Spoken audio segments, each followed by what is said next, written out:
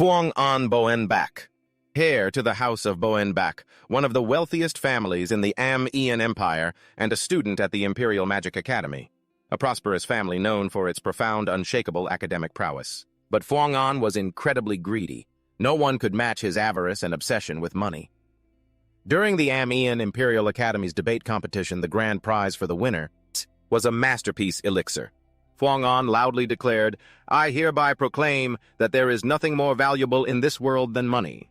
And from that day on, people started calling him the Money Hound. This money-crazed maniac, Phuong An, was enjoying himself as usual, receiving a report from the merchant guild his family runs. The moment he held the paper, he asked, "So how much did we make this month?" If an employee reported that the earnings were less than the previous month, they were in for a world of hurt. Phuong An would wrap the heads of those who failed to meet his expectations. It was a perfectly normal day for him, as they say.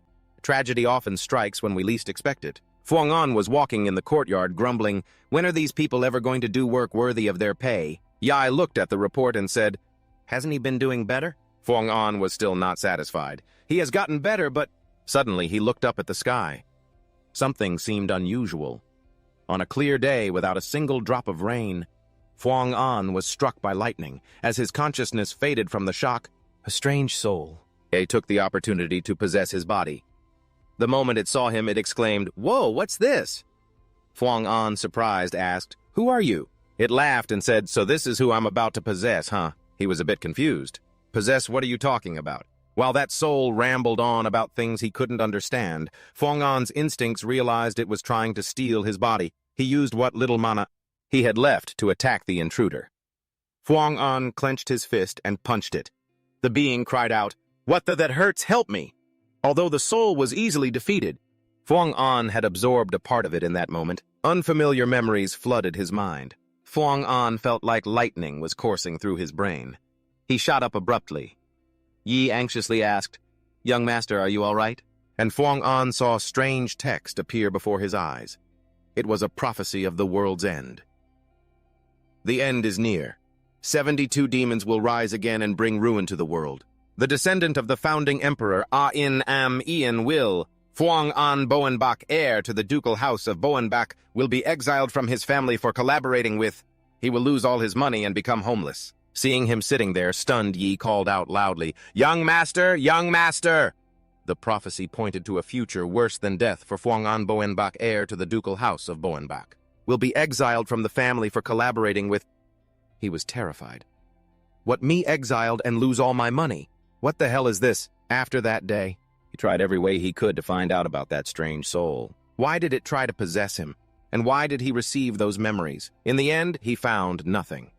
But one thing was certain, the prophecy was real. It was 100% accurate, at least for now. Because of this, he could use the prophecy to make a profit. However, he wasn't happy. After all, if it was real, his downfall was also drawing nearer. So he had to be absolutely sure that these words were true. Phuong An returned home after his classes. Yi asked him, "How was school, sir?" He gave a curt reply, "Same as always." Yi hung his master's coat on the rack and offered, "Would you like some coffee?" Phuong An reached for the newspaper on the table and replied, "Yes." Yi saw him staring at the paper, searching for news. "Where's the news about the academy?" Yi thought for a moment, then asked, Young master, have you been feeling unwell lately?" Phuong An denied it. "No, why?" Yi continued, "I feel like you've been more worried than usual." Surprised, he turned and asked, "Since when?" I replied, "For about half a year now, sir. Sometimes you seem to have your head in the clouds. I call you several times and you don't answer. Other times you make very impulsive decisions, even though you're normally so careful and meticulous about everything.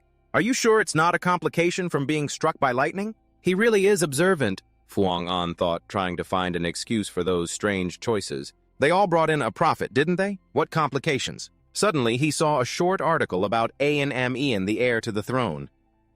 He really did enroll in the academy. Yi suddenly asked, "Do you have another source of information, sir?" Before he could finish his sentence, Phuong An quickly left. "I'm heading to the south side for a bit." Yi wondered, "What about your coffee?" The Imperial Academy was located on an island called Bazian. The environment was mostly artificial, created by magic. The southern part of the island was a waterfront area. He rode a horse to this area to scout it out. He thought to himself, this way I can confirm the accuracy of the prophecy.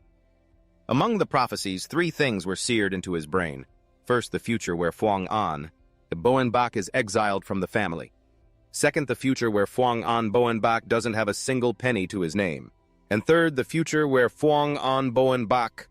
These things made Phuong An extremely panicked. He spurred his horse on, muttering, "No, no." He rethought it once more. First, the future that awaited Phuong An Boenbak. Second, the 72 demons that Kon Omo had summoned would rise again. Third, the future where Ain Amian saves the world from the demons.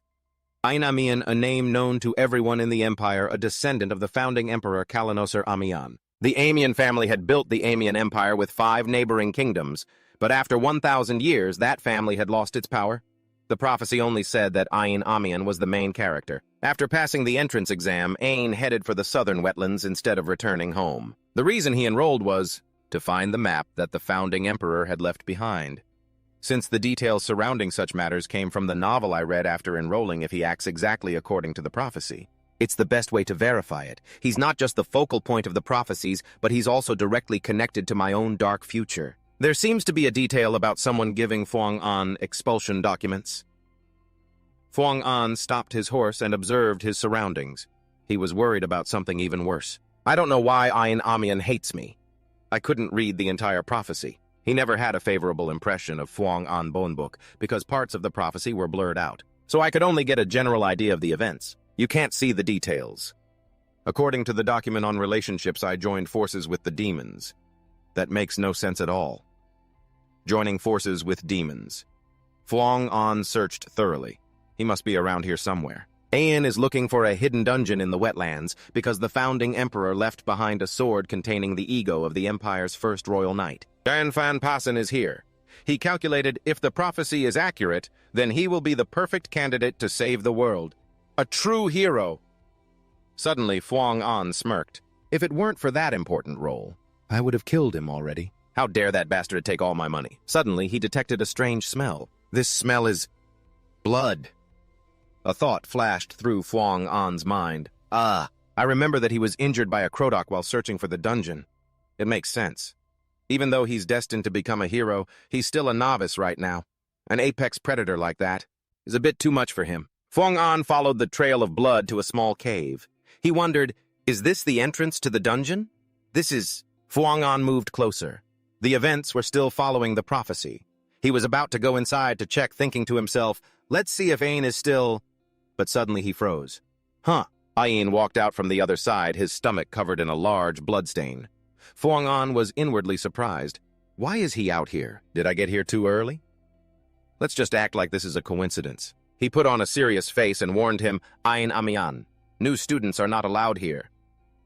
Ain asked, puzzled, You don't know who I am? Phuong An retorted, Is there anyone in this empire who doesn't know you? He then asked politely, My apologies, but you are... The man replied, Phuong An. Ain was startled and blurted out, Phuong An Boenbak. Phuong An put on a cold expression and snapped, A bit too casual, don't you think I'm a year above you? He quickly corrected himself. Right. My apologies, Senior Boenbak. He feigned ignorance and asked, Were you injured by a lizard man? Ain answered honestly, It was a Krodak. Phuong An acted surprised. A Krodak? Those are hard to come by. You're really unlucky. He tossed him a potion. This is a high-grade potion. It's definitely more effective than 10 low-grade potions. Ain exclaimed, High-grade. Phuong An noticed he wasn't using honorifics. Phuong An snapped, Senior Boenbak. He froze for a moment, then explained, I don't have any money. Phuong An replied nonchalantly, I don't need money. Your family may no longer have the power it once did, but I'm quite sure you'll become a talented person. Since you carry the blood of the founding emperor, consider this an investment in you. Ain was slightly surprised. He thought to himself, Phuong An Boenbak doesn't seem to be some love-crazed fool. He seems like a better person than I thought. Ain then replied, Thank you, Senior. But in reality, Phuong An's heart was bleeding. That thing was expensive. If it weren't for the prophecy, there's no way I would have coughed it up. He changed the subject. You should consider yourself lucky. When I was a new student, anyone who got caught was punished immediately. I'm being lenient with you. Understand?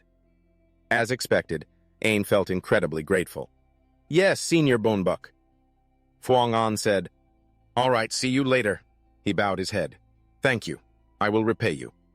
Fuang An pretended to leave, but then he hid nearby to observe him still regretting the precious potion. Ain drank the potion I gave him and went inside. After waiting a moment, I followed him in as well. Fuang An looked around and muttered, "I was still skeptical, but there really is a dungeon here. I don't see anything." Ain must have cleared it all out. He reached for a lamp, wondering to himself, why can't I sense any trace of mana, even though there are so many magic lamps here? Fonan observed for a moment and realized it was absorbing mana from the environment. An eternal magic lamp. Did he really just leave this stuff behind? Good heavens, does he have any idea how valuable this is? I get the feeling Ain is so naive and clueless, completely different from the prophecy's description. Is it really okay to entrust the future to him? According to the prophecy, Ain was injured when he entered the dungeon. Not only that, he was struggling after falling from the entrance. Ain gritted his teeth, his entire body aching, so he drank all the potions he had. And yet the wounds didn't heal due to their severity and the fact that the potions were only low grade. Even so, he pushed onward. It was instinct that drove him forward. A sword was embedded in an altar. A long sword that looked unremarkable, and yet he couldn't take his eyes off it. Its call echoed in his mind, speaking to his very soul as Ain took hold of the sword. A brilliant light enveloped the dark room. When Ain opened his eyes, he was no longer in the dungeon, but in an alley at the Fonan Academy.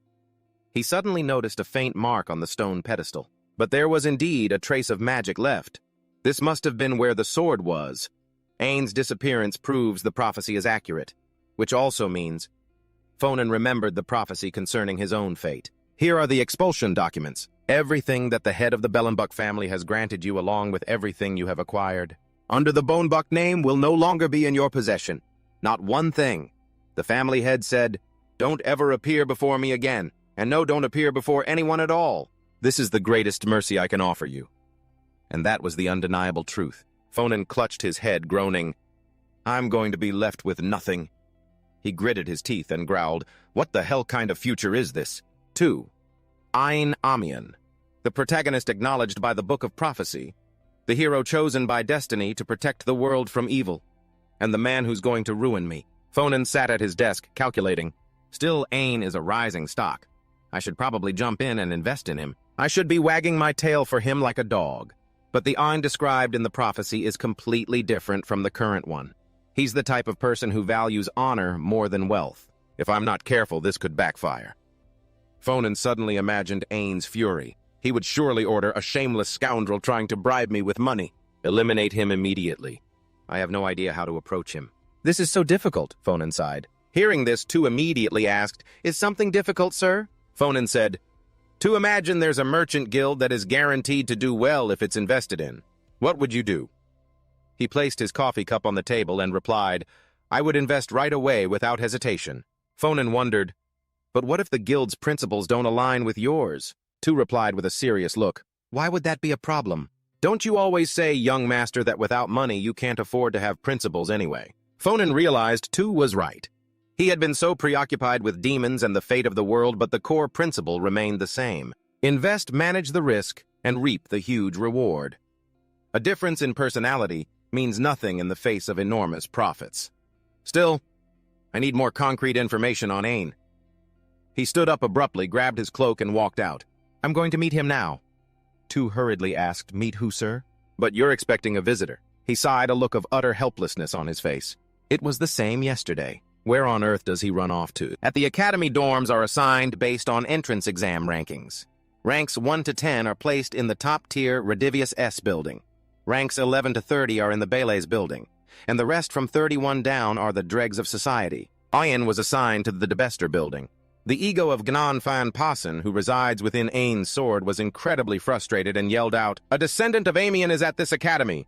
An Amian in the Debester building instead of Bele's or Redivius. Unbelievable. If he were still alive, he'd crawl out of his grave and strangle every last one of them like a demon." Hearing this, Ain asked in surprise, "Why are you suddenly talking about demons?" He replied, "Because how else could something so absurd happen unless demons were interfering?" Ain felt like he was being criticized. "What can you do?" Ain said. "I'm here." "Because I'm weak." The ego of Gnan Fan Passen roared, "A descendant of Amian, weak. How is that possible? Ayn suddenly commented, to be honest, the first emperor is also partly at fault. What? He exclaimed. Ayn explained, just think about it. He abolished the system of succession and changed it to an electoral system where the emperor is chosen from 7 elector families. He also donated our territory and wealth to the empire. For the past century, the throne has belonged to other families, the territory is no longer ours, and the Amian family has been in decline. We've even lost a portion of our secret sword arts. Even though I'm technically an elector prince, I haven't even properly learned our swordsmanship. Nan let out a cough. Ahem, despite that you still have talent, Ayn. I will support you with everything I have. So that you may reclaim the glory of the Amians, perhaps the late emperor foresaw this. That must be why he left me to you. Suddenly, a voice called from outside. Is Ayn Amian in there? He was surprised, wondering who could be here to see me. Ayn asked who it was. The person outside replied, Your senior. Ayn thought for a moment. A senior. He went to open the door. No way is that... Seeing Fonan Ayn was a bit surprised and asked, What brings you here? Fonan smiled. Are you busy? He replied. No, nothing urgent. Fonan quickly suggested, Then could I have a moment of your time?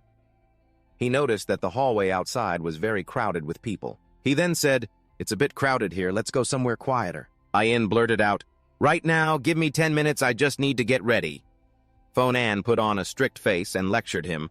You're going to make your precious senior wait out here for a whole 10 minutes back in my day, even if I was asleep. If a senior called, I would have had to run out even in my underwear. New students are so pampered these days. Ayn quickly corrected himself. 5 minutes, I'll get ready and be right out in 5 minutes, sir. Fonan patted his junior's shoulder. I'll let it slide this time. I'll wait in front of the dormitory. The door slammed shut.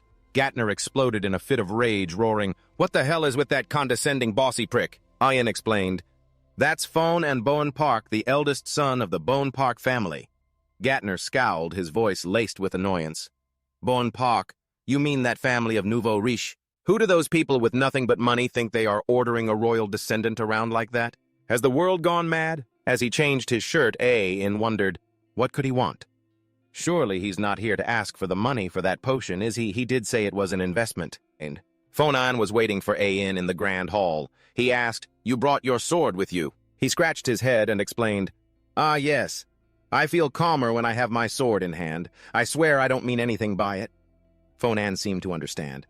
I get it. Most knights can't stand to be parted from their swords anyway. In his mind, he thought, that sword must be the very ego of an Eon Amian. Ayn suddenly asked, So Fonan, why did you want to see me? He answered slowly, It's nothing special. Yes, I just wanted to grab a meal with you. Ayn exclaimed, A meal? Fonan nodded. Mm-hmm. Order whatever you want. Ayn waved his hand, saying, No, really, I'm fine. Besides, this place is really expensive. Fonan frowned and pulled out his old trick again. You're not allowed to refuse a senior. Back in my day, Ayn quickly complied.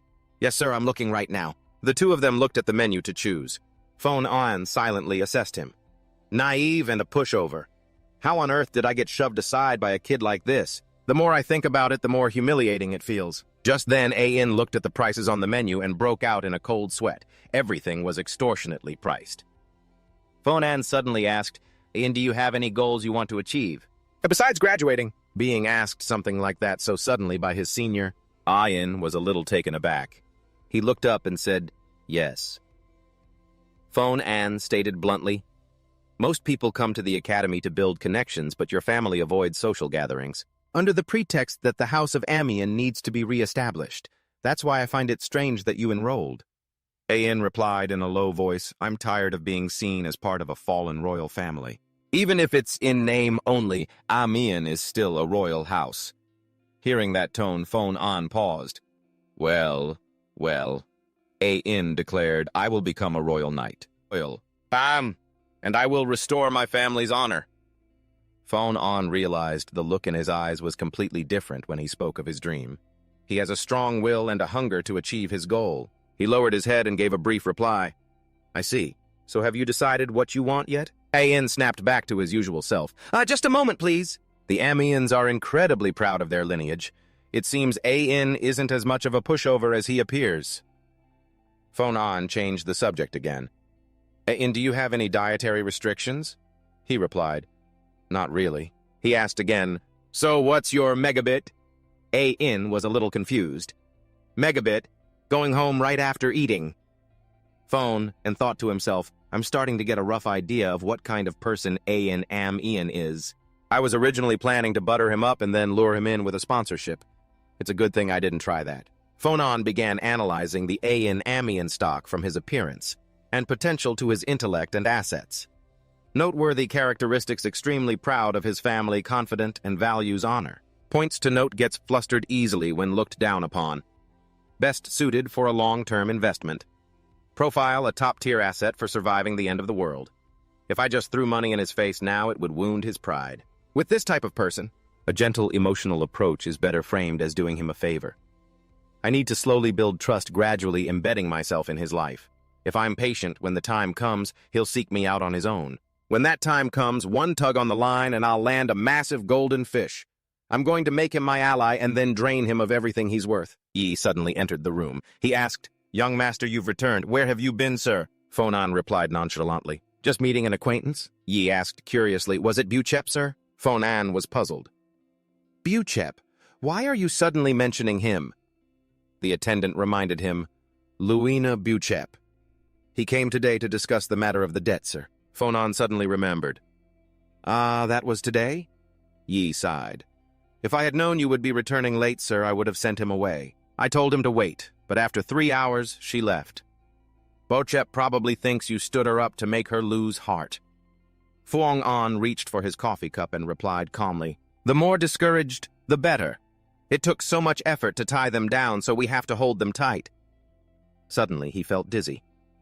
Phuong An clutched his head and cried out. Tu asked worriedly, "Young master, are you all right?" He replied, "I'm fine, just a sudden headache." Strange lines of text suddenly appeared in Phuong An's mind. He was utterly astonished. This is a prophecy, and it's the part I couldn't read before. How did it suddenly appear now? Her brown hair like a drifting cloud. Her aquamarine eyes are only enough to describe a fraction of that girl. Her sword strokes are exquisite, beautiful, and noble, and more vibrant than anyone else's. A-in was captivated by that dance. Under the moonlight, she is surely talented enough to become a royal knight, but there is a shadow in her heart. If those chains are broken, she will be able to spread her wings and fly free. Those chains... I want to free her from the house of Bonebuk. Isn't that Luina Bochep? Phuong An wondered, is that why A-in resents me? He clutched his head and swore, "Damn it." Two standing before him froze upon hearing this. Phuong An quickly explained, "Ah no, I wasn't talking about you." Luina Bochep was waiting in the lobby below. She thought to herself, Phuong An Bonebuk intentionally stood me up yesterday, and now he's summoning me again. I'm the one who's anxious because of the debt. Luina wondered, is he trying to crush me? Phuong An stood behind, observing the girl for a moment. He felt that just from looking at her back, he could tell how uncomfortable she was. The Bochep countship was originally a margraviate. They were once a powerful family that protected the northern front lines of the empire, one of the 7 elector families. But after being swept by a wave of giant monsters, their solid legacy collapsed and their glory vanished. To rebuild the family, the Bocheps had to sell everything they had, including the official deeds and the Golden Seal decrees proving their right as imperial electors. But it still wasn't enough at the time. The one who helped the Bocheps was Duke Ivan Bonebuk, the head of House Bonebuk, my father. Was it because father sympathized with Bochep's misfortune? The Bonebuk family has always lacked talent in swordsmanship, so they always wanted to acquire extraordinary secret sword techniques. Bochep's tragedy was the perfect opportunity. Bonebuk prevented other nobles from providing financial support to the Bocheps, gradually forcing the Bocheps to take on a huge debt. This way, the Bocheps could avoid disappearing, but the annual interest still made them suffer. Phuong An calculated, if I pressured them a little more, I could have gotten the secret techniques. And yet fate painted Luina as A-in's future love interest. The analysis of Luina Bochep showed that from her appearance, potential, and assets to her intellect, the noteworthy point is a debtor with the talent to become a royal knight. A-in's future lover has a connection to A-in. Phuong An calculated, restore the family, save the world, fall in love. That's what A-in likes, isn't it? I have to forget about the secret techniques. If Luina is connected to A-in, I have to make sure she doesn't hate me. Phuong An stepped forward. He said politely, Luina Bochep, you've arrived just in time for dinner. To be honest, I apologize for yesterday. I was so busy I forgot about our appointment. It really wasn't intentional. The girl looked aggrieved. The one in the weaker position just has to endure injustice. Fuang-an repeated, I told you it wasn't like that, Luina said sharply. Fine, I'll pretend that's the case. He replied, No, you don't have to pretend. The girl looked at him with a serious gaze. Let's get to the point. Forget it. So why did you want to see me? Fuang-an smiled and replied, I'm sure you already know, don't you? Inside, he began to roll out his plan. Time to make a good impression. Fuang-an's plan to win over. Luina Bochep. Phase 1. However, as soon as he said, starting from the second year, the magic and night departments will have a joint class, Luina immediately replied, No! Fuang-an exclaimed, I haven't even said anything yet. How did you know? The girl gently swirled her teacup and said slowly, You want me to be your partner, don't you? Why should I do that? What do I gain from partnering with you? I'm ranked 2nd and you're 10th. I have many better options. Seeing that she was being firm, he made an offer. If you agree to be my partner for 3 years, I will waive your interest payments. However, on the condition that you accept me as your sponsor, Luina asked in surprise. Why would you want that?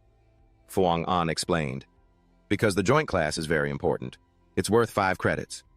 The girl shook her head.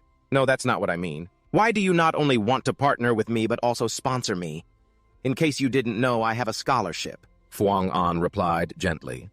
But because you have to send almost all of your money back to your family, everyone knows that outside of the dormitory you have to live more frugally than even a commoner. Sponsorship is nothing special. I just want to invest in your talent. Luina was a little surprised. This is the first time I've heard of a noble sponsoring another noble. He felt that Luina Bochep, like A.in., was a person who valued honor and integrity. He smiled and replied softly, Yes. Boenbuk and Bochep are both noble families, but it's not like we're on equal footing, is it? In my heart. I'm certain that no matter how high Bochep holds her head, she can't compare to how she was before. Luina got angry. Are you insulting me? And Fernan smiled, certain that unlike Amian, he now had her under his control. Even if she hates it, she has to accept it. Even if she holds a personal grudge against the Bolinas family. He said to Luina, This is no time to let your pride get in the way. He wasn't lying. Fernand's plan to win over Luina Bochep entered its second phase. He switched to a new topic. Actually, I recently saw you performing a sword dance. Based on the prophecies, brown hair like floating clouds, aquamarine eyes, that's barely enough to describe a fraction of that woman. Her swordsmanship is exquisite, beautiful, and noble. More beautiful, noble, and vibrant than any epic tale could depict. Your swordsmanship is exquisite and alive. Luina was utterly stunned, looking at the young man's eyes. Fernand declared, You wouldn't refuse someone who recognizes your talent. Luina was stunned for a moment, then stammered out, Are you talking? Fernand shot up to his feet, cutting her off. I can never forget the first time I saw your sword dance, A Hymn to the Swordsmanship of Luina Bochep. By author Fernand Bolinas began, Oh, her swordsmanship, how utterly graceful! Elegant, noble, and true, as swift as a ray of light, yet as gentle as a butterfly's wings. Every one of her movements torments my mind nightly. How could I possibly fall asleep? These cringy words made Luina cry out, That's awful, stop it, I'm begging you. Stop, Fernand shouted. No, I cannot! Luina's face turned pale. Why not? This pervert. He lunged in front of her, repeating his ode. It's because I cannot find any words that can describe the beauty of your swordsmanship. Helpless, Luina shouted, All right, I'll be your partner. And with that, the plan to win her over. Fernand's plan for Luina Bochep was a complete success. After returning to the dormitory, Luina told her nurse Serena about it. The woman exclaimed, 3 years of waived interest and sponsorship, with an additional clause that the sponsorship will be kept confidential and will end upon graduation. In return, you have to be his partner for 3 years. The young lady smiled and said, That's right. How could I possibly refuse? He said he saw potential in my sword dance. Serena asked in surprise. Saw what exactly? She excitedly recounted the potential. He said it was graceful, elegant, noble, and true, and also that he couldn't find the words. And to describe the beauty of my swordsmanship. Hearing these words, veins popped on Nurse Serena's forehead. She flew into a rage, saying, My lady, that money grubber is definitely planning something. But I have to admit he has an eye for talent. Luina reminded her nurse, Watch what you say. He is still the heir of Belinus. Serena seethed. That's exactly it. That villainous boy is now resorting to flirtatious tricks. I'm sure he plans to seduce you, my lady, with those sharp, deep eyes, and don't forget that depraved smile of his. Luina thought to herself, nurse, that expression. Don't tell me he's your type, is he? She laughed and said, but I don't get the feeling he's trying to seduce me, although I admit it is truly suspicious. Having 3 years of interest waived will be a huge relief for the family. I'll try to endure it. Serena still felt resentful. But my lady, you're ranked 2nd in the class, while Fernan is ranked 10th. Suddenly there was a knock on the door. Serena walked over and opened it to find a tall man standing outside. She asked, can I help you? The man announced, Lord Fernan Bellinis wishes to see Lady Luina. He says he is waiting at the training grounds and requests that the lady come as soon as possible. Serena frowned. So when he calls, she's supposed to drop everything and come running. Luina was surprised. The training grounds? I will ask my lady, Serena said. Luina worried internally. Why would he want me to come to the training grounds? I have no idea what he's planning. Fernan walked onto the field carrying a magic staff on his shoulder. From what he knew, Luina Bochep was always ranked 2nd in their class. First place was a 2nd-year knight, Bet's named Almond John User. She had never been able to defeat him, but people said she had the potential to become one of the 10 royal knights on the entire continent. She certainly has enough talent to become a royal knight, but there's a shadow in her heart. Today I want to see if that's true or not. Luina walked up to him, sword in hand. The young woman asked with confusion, I don't understand. What is this all about? Fernan smiled and replied, I don't want you to think I'm just a burden, so I'm going to show you that I'm not weak at all. Luina asked, and you want to prove that by defeating me right here? Even though you're only ranked 10th, you were granted the right to live in the main building, so I acknowledge your skills. However, there's a very clear gap between rank 2 and rank 10. Fernan remained insistent. Let's just give it a try. The young woman drew her sword. Very well. As you wish. I'd like to see what you can do myself. I'll let you have the first move. Fernan raised his magic staff and replied, with pleasure. He began to cast a spell. The orb on his staff glowed brightly as a powerful surge of mana emanated from it. Fernan muttered an incantation, Anbani Tani Jihong. A formation of red stone materialized and rushed to attack Luina. The young woman swung her sword, slashing with great force. A series of booms echoed out. Luina's skill was undeniable. Her decisive and lightning-fast sword strikes destroyed nearly all of the incoming boulders. But just when it seemed like she had it handled, she realized Fernan's magic was changing. Just as she destroyed the red stones and turned, she saw that her opponent's spell formation had been greatly reinforced. Luina thought to herself, is he destroying the training ground floor? The floor was magically reinforced so that even a powerful blow couldn't leave a mark, but now she just realized, Farron Bonebuck. Was he hiding his true strength? The magic orb grew increasingly blinding. Farron's eyes glowed red, a clear look of satisfaction on his face. Rocks suddenly appeared all over the floor, continuously surrounding and attacking Luina. It forced her to struggle just to defend herself. Luina leaped high to dodge her heart in utter turmoil. Impossible. Casting multiple spells and continuously using such high-level magic like this. Just how much mana do you have? This definitely isn't the power of someone ranked 10th. I completely misjudged my opponent. At this rate, I'll lose. Luina quickly erected a protective magic circle. The power like a whirlwind countered his attack. Farron was slightly surprised, and then he smiled. A nearby wall shattered into pieces. Farron reinforced his power and launched a new wave of attacks.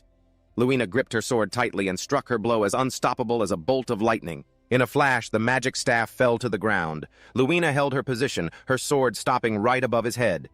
Fuangan smiled and said, I admit defeat. Luina snapped, Are you mocking me? He calmly replied, I'm not mocking you, I've just completely run out of mana. How could a mage with no mana possibly beat a knight? Luina sensed that he wasn't pretending. He was truly out of mana. In this state, he definitely can't beat me. I defended until he was exhausted, so this victory is mine. She frowned and shook her head slightly. But why do I have such a terrible feeling about this? This victory doesn't feel like a victory at all. Farron suddenly reached into his coat. I have something for you. He took out a small box, saying, Since you defeated me. You like chocolate, don't you? It's Wizard's Kiss chocolate. My family makes it. It's delicious. Luina couldn't hide her delight. Oh, chocolate! Her mouth was already watering at the sight. Farron added, If you don't like this kind, I also have world tree bark chocolate and pecan cheese, a specialty of the Phrasia kingdom. Just say the word, I have it all. Suddenly, Luina realized something. Wait, hold on, she asked loudly. Did you investigate my background? Farron's expression seemed to say, wipe your drool and then we can talk. He calmly replied, I wouldn't attack just you alone. I just looked up the personal information of all the top-ranking students, that's all. Luina said in frustration. That's what a background check is. And giving me chocolate because I won a duel. Do you think I'm a child? Farron feigned surprise. Oh, I thought you'd like it. But if not, then forget it. I won't force you. He started to put it away, but Luina snatched the box of candy. I never said I wasn't taking it. Farron smiled warmly. Well then, let's get along from now on. He turned to leave, but Luina suddenly called out, Wait, what is it? He asked, what's up? She said seriously, The amount of mana you possess is enormous enough to launch such brutal attacks continuously. I couldn't even begin to guess your limit. With that kind of power. Why are you only ranked 10th? Farron smiled. Isn't it obvious a merchant never steps into the spotlight? He's truly a cunning and unpredictable person. Farron returned home. Seeing the tattered magic staff and various fragments on the table, Tu immediately asked, What happened here? What did you do to completely shatter both the mana storage unit and the mana amplifier? Rummaging through his coat, Farron replied, I had a duel with Luina. She's really strong. I prepared thoroughly, but everything still got destroyed. Not only that, she forced me to use up every last drop of my mana, and she still held out until the end. He placed a small orb on the table. Tu sighed wearily. Why would you use such precious items? Just a duel with Luina Bochep, Farron replied. It's an investment for the future. Tu was confused. The future, he answered vaguely. Yeah, something like that. Tu mumbled, No. Don't tell me the side effects from being struck by lightning have returned. Farron sat lost in thought, recalling the duel. Beautiful. Ian was right. The swordsmanship of Luina Bochep is swift, and yet it carries an air of nobility. Now I understand why Father craves the Bochep family's secret sword techniques. Luina is truly talented. Standing beside him, Tu muttered, I can usually guess the young master's intentions, but this time I really have no clue. Farron, however, was still lost in his questions.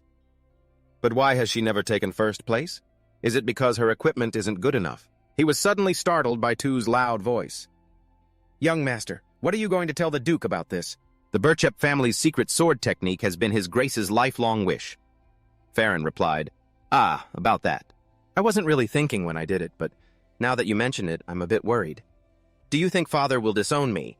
Tu exclaimed. Disown you no way. He'll probably just kill you to get it over with. Farron was taken aback. I'm his own flesh and blood, you know. Such a double standard. Paperwork and procedures are so complicated, yet getting rid of someone is so simple. Fuang An wondered if he'd really kill his own son just for obstructing his plans. In any case, I decided to write to Father about the Bochep incident beforehand and wait for his reply. As I finished the letter, I could vividly imagine Father clutching his throat and collapsing from a fit of rage. After he finished writing, Fuang An would often have stray thoughts, like wondering about any news related to the demons or what would happen if his father actually decided to strangle him. As these unsettling premonitions washed over him again and again, he tried to ignore them. He stopped thinking about it. Then a few days later, a reply from his father arrived. Fuang An held the letter, his expression extremely tense. He said, This is sooner than I thought. The aide agreed, Yes, so the time has finally come.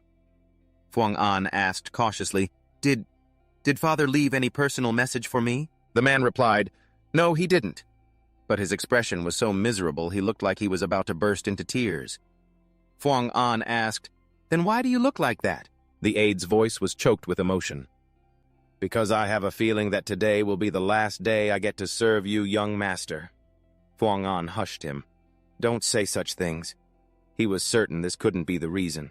That I'd get disowned. I remember it clearly. I was disowned because of in Amiens. For the crime of colluding with a demon, I was exiled. His aide took out a handkerchief, tears streaming down his face. My dear friend, why were the calculations so meticulous? But this incident has nothing to do with demons. It'll probably be fine. He opened the paper. Inside was a single sentence. You have been possessed by a demon. Signed, from Yvonne Bonebuk.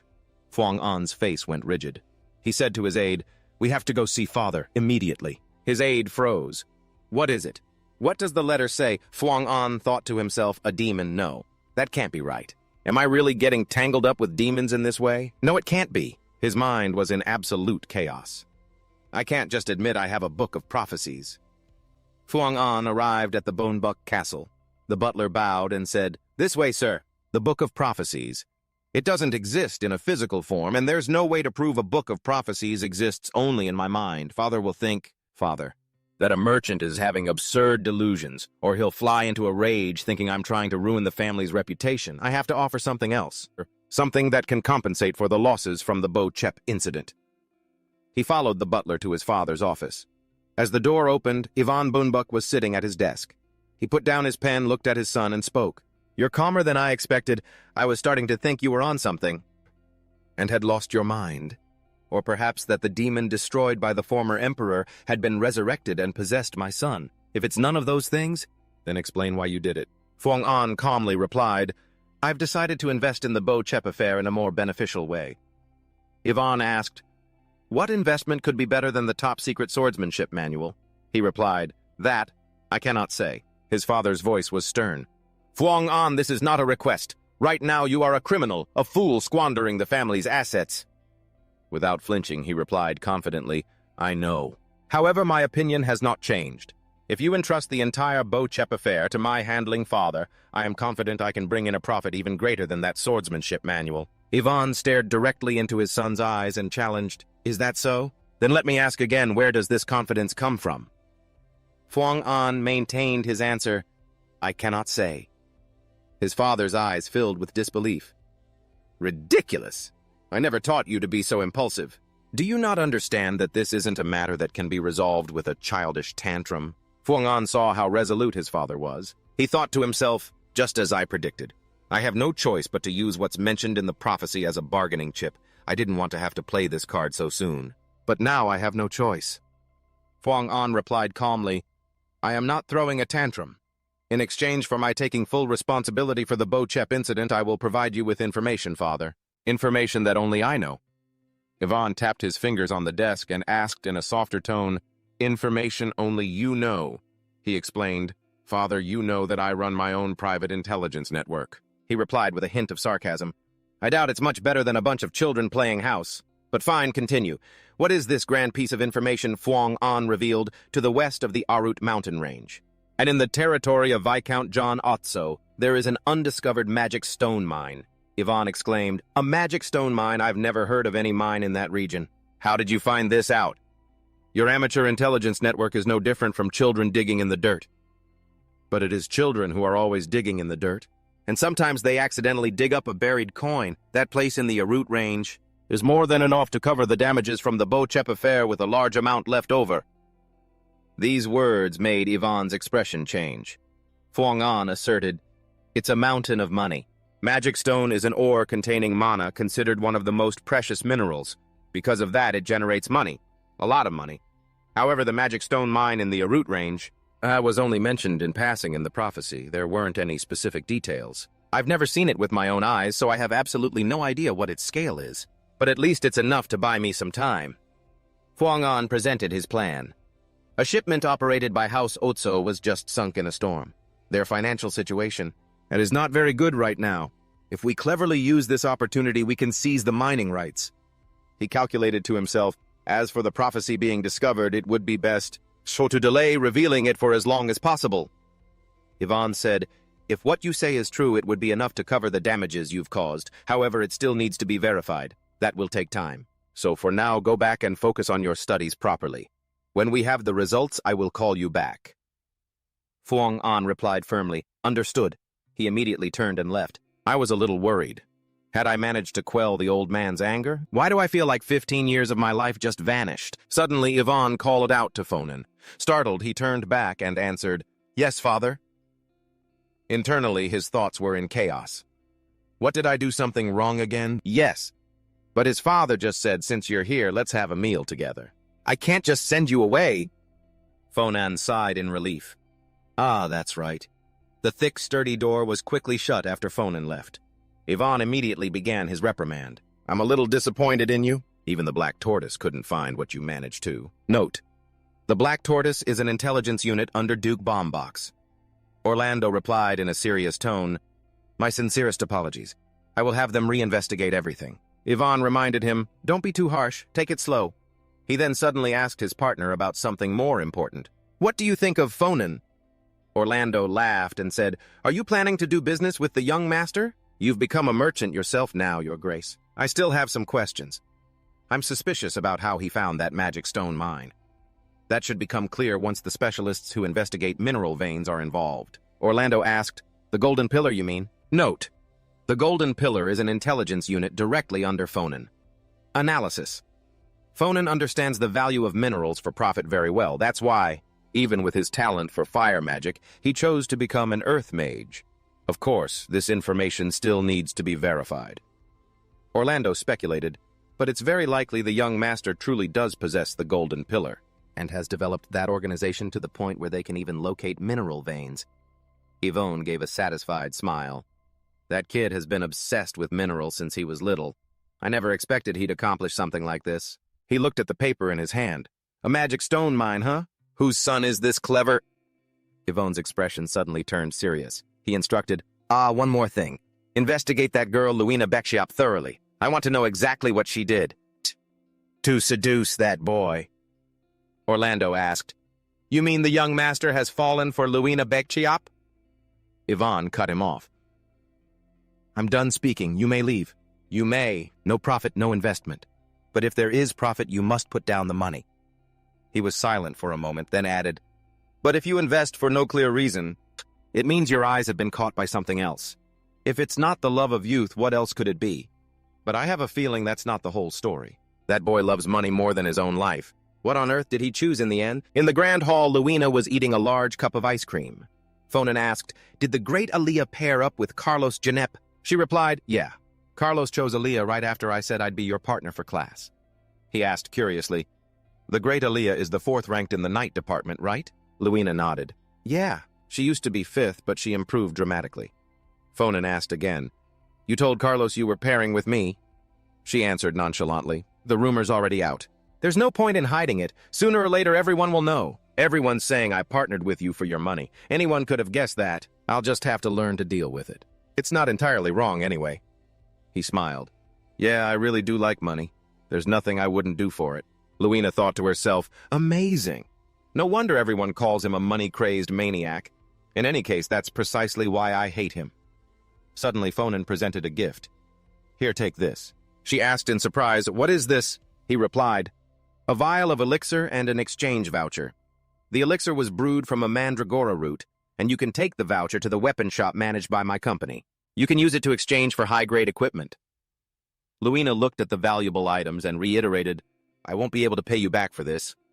He said, have you forgotten the contract we signed? The sponsorship contract, the girl replied bluntly. Even so, giving me items produced by the Golden Tortoise Merchant Guild? This is far beyond what I can accept as a gift. Don't you think this is too much? The Golden Tortoise is the merchant guild run by the Bellenbach family. Fonan smiled and nodded slightly, continuing. Judging by your reaction, it seems you think so too. He replied with a firm, not at all. His mind was full of calculations. Yeah, it really is too much. But if this is the price to win Luina's favor and avoid a future where I become a beggar, then it's a bargain. Plus, if she becomes strong enough to help me fight against demons, it'll be even more worth it. Luina refused firmly, but it's still too much. I can't possibly accept it. Refusing sponsorship is a breach of contract. That's reason enough to terminate the contract. The penalty fee would probably be... Startled, Luina quickly cut him off. All right, I'll take it. Fonan stood up. Good. See you in class. I have something to take care of, so I'll head out later. He left quickly, leaving Luina sitting there worriedly. Even for a sponsorship, this is still too expensive. She suddenly wondered, oh, right. Was there a penalty clause in the contract? Luina replayed her memories, searching for a long time. Was there No. There definitely wasn't one, right? She suddenly felt a sense of dread. What the? Did he just lie to give me these precious things? So he's really trying to tempt me. To steal the secret swordsmanship manual, just like Nanny said. Go ahead and try, but don't even dream of succeeding. The class had already started. Fung An stood on the balcony observing for a while. He mumbled, A-In should have been in this class by now. Where could he be? Ah, there he is. A-In stood in a group of students on the other side of the training grounds. It was the first class for the first-year Night Division War and Practical Combat, a subject famous for evaluating students' true abilities through friendly matches. According to the prophecy, ever since A&M, Ian possessed the spirit sword of Gnalfred Bazin, he would become bright and famous, and his journey to become the world's savior officially begins here. Suddenly a voice rang out, "Who is that person over there?" The moment Fung An turned around, he recognized him. He never expected to see Louis Traben here. Fung An eagerly asked, "How have you been, Your Highness?" He patted his shoulder, smiled warmly, and said, "Your Highness, it's been a while. Why are you being so formal?" "Just relax," Fung An explained. "This is the first time we've met since becoming second years. I thought we should at least greet each other properly." Curiously, he asked, "What's going on? Have you got your eye on any new students?" He slowly replied, "I always keep a close watch on the ones in the rankings. What about you?" Fung An probed, "Are you here because of A&M Ian?" Louis didn't hide it at all. "Of course. He's from the old royal family after all. For the past 100 years, no one from the house of Am Ian has set foot in the academy. So it's understandable that everyone is curious now that one has enrolled, right?" Fung An thought to himself. Louis Traben, the second prince of the current empire. The royal family. Straben has held the throne for 3 generations, since being elected as the royal house 100 years ago. They share the same roots as the Amian family, but now, the relationship between the old royal family and the current one has become strained. Furthermore, Louis is someone who values power immensely and wants the Straben lineage to continue on the throne. Therefore, the existence of A in Am, Ian, who carries a more legitimate bloodline, is no small threat. Suddenly, Louis looked at someone below and said, "I guess he's also very curious about A." "In Am Ian?" Fung An exclaimed. "What?" He followed Louis's gaze. It was a red-haired young man watching intently. He let out an, "Oh." "Isn't that Vasen Calendar?" Louis replied. "That's right. He entered the Knight Academy this time as the salutatorian. The Calendar family is looking for an opportunity to replace the fallen Am Ian family and become one of the 7 elector families. Could that be why he's been staring at A and Am? Ian this whole time, Fung An now knew. So that's Vasen Calendar. What a coincidence. The relationship between Louis and Vasen probably starts from here. But in every epic tale, there is always a villain the protagonist must overcome to grow. For Vasen, he has an obsession with A and the protagonist of the prophecy. Defeat him. Make everyone understand that the past is the past. I get it? A in Am Ian. I will definitely sever the Am Ian bud. Vasen Calendar is the next opponent. Just then, Professor G.R. shouted, "After Anton Gen E.R.N. next up is A in Am Ian." Fung An marveled. Louis Traben and his lackeys, and also Vasen Calendar. We're witnessing the hero's journey. Truly beginning. Is this also destiny? How interesting. Now then, let's see. Professor G.R. gave the signal. "All right, begin." In Fung An's mind, the image from the prophecy appeared. The winner. Ian. A deafening cheer erupted. Ian won! Ian has defeated Anton Gen E.R.N. At that very moment, the name Ian truly began to spread among the instructors and students. Both Louis and Vasen were completely surprised. Fung An felt incredibly excited. Could this prophecy prove that I was right to invest in A.N.? Professor G.R. gave the signal. Well then, begin? Anton started to move. His speed was incredible. A.N. looked a little worried as he swung his sword to block his opponent's attack. Anton followed up with a horizontal slash. A.N. hastily jumped high into the air to dodge the blow and tried to land safely, but after just a few moves, A.N. was already panting heavily. I heard this class pairs people up randomly for fights. That guy, Ayn Amian, is really unlucky.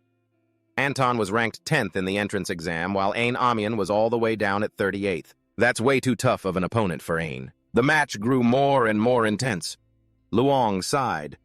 Being pushed this far, well, he's only ranked 38th. It's not like I was expecting much anyway. This match is so boring. He patted Funan on the shoulder. There's nothing else to see. I'm out of here. He suddenly said, I wouldn't say there's nothing to see. Luong went, huh. Down in the arena, Ayn suddenly made a swift sword strike. Anto only had time to retreat a little as the tip of the blade tore a line across his clothes. He stood there frozen like a statue. Staring at the gash in his clothes, the surrounding crowd erupted into a clamor. What Anto couldn't even counterattack. Impossible. Ayn is ranked 38th. Varen was also taken aback by this turn of events. Fonan thought to himself perhaps he was caught off guard by his opponent's fierce initial attack. The fact that he's so clearly flustered shows that he's still green. But if he just regains his composure and fights back, the tables will turn instantly. Anto gripped the sword in his hand, absolutely furious. How could a piece of trash ranked 38th like you possibly make me lose? Anto channeled his energy and cast a spell. A blazing red tornado appeared. A fellow student said, "Ein is doing better than I thought, but Anto will still win, right? I mean, he's holding his own. Lasting this long is enough to save face for the royal family." A girl scoffed disdainfully. "Save face, he's ranked 38th for crying out loud." Someone else smiled a bit excited. "I can't believe someone ranked 38th is forcing the Academy's 10th-ranked student to use his aura. I guess you could say he's at least worthy of the Amian name. For someone without talent to try so hard is commendable, I suppose." Hearing these words, Phone On thought to himself, "No talent. Ein Amian, no talent, impossible. It's not that Ein lacks ability, it's that his environment has never given him the support he needed." Aen was fiercely countering Anto's attacks. Despite being underestimated, he wasn't discouraged in the slightest. Phone On felt that Ein Amian was someone special. He is the one chosen by the prophecy, the main character of this world. Aen moved behind Anto, and in the blink of an eye, his opponent's sword was sent flying. Anto collapsed. Professor Gr shouted, "The winner is Ein Amian." Aen raised his sword high, his face filled with pure joy, showing no sign of discomfort. Meanwhile, the other students were all ecstatic. Ein won. He defeated Antogenegan, Phone, and thought to himself, "Just as predicted, the prophecy has come true. I didn't choose the wrong person. I can already hear the money rolling in." He calculated, "I just need to raise Ain well and turn him into my ally." Lou still couldn't believe it. "Ain won," Phone An whistled. "Next time I'll try to recruit Luina." In the joint lecture hall, seeing Phone On and Luina sitting next to each other, the students immediately began to whisper amongst themselves. Are they really a couple? One person wondered, why would Luina agree to that? Is it for money? Phone On rested his chin on his hand and said, "This is so annoying. We're getting way too much attention." "I don't like being the center of attention." Luina replied, "Just ignore them. They'll stop eventually." He changed the subject. "By the way, did you drink the elixir I gave you, and have you changed your equipment? Do you like it?" The girl fell silent for a moment. Was she really going to tell him how excited Luina was after changing her equipment so much so that even Cezena had to exclaim, "Oh, my milady, you look so cool!" Or how after drinking the elixir... Her body was overflowing with energy. She couldn't just say that out loud. She hesitated and replied, well, it's not too bad." Just then, a professor walked into the classroom. "Is everyone here?" Accompanying her was another tall professor. As soon as she stepped onto the podium, she said, "It looks like everyone has found a partner already. No one's late, are they? I am Professor Rosalia of the Magic Department, and as you all know, this is Professor GZ of the Night Department. From now on, our two departments will be holding joint classes. Now then, let's begin. You've all received a map from the teaching assistant, correct?" Fonan was also handed a scroll. Professor Rosalia cast a spell, setting up a magic circle. "Our first session will be an outdoor practical." Professor GZ explained the lesson's content. "There's no better way to test your knowledge than through actual combat. Starting now, you will all be thrown into a field test. The destination is marked on the map. You just need to get there within 4 hours. However, you cannot arrive too early, nor can you be too late. It must be exactly 4 hours from now. That means exactly 2 o'clock in the afternoon. Any questions?" One male student raised his hand and asked, "Does this count towards our grade?" The professor snapped, "This is the most important assessment besides the midterm and final exams." Someone else asked, "Are we allowed to fight each other?" Professor Rosalia answered, "If you manage to capture someone else, you'll receive bonus points. If there are no further questions, let's begin immediately." The students were stunned. "What?" The teaching assistant standing next to Fonan immediately cast a spell.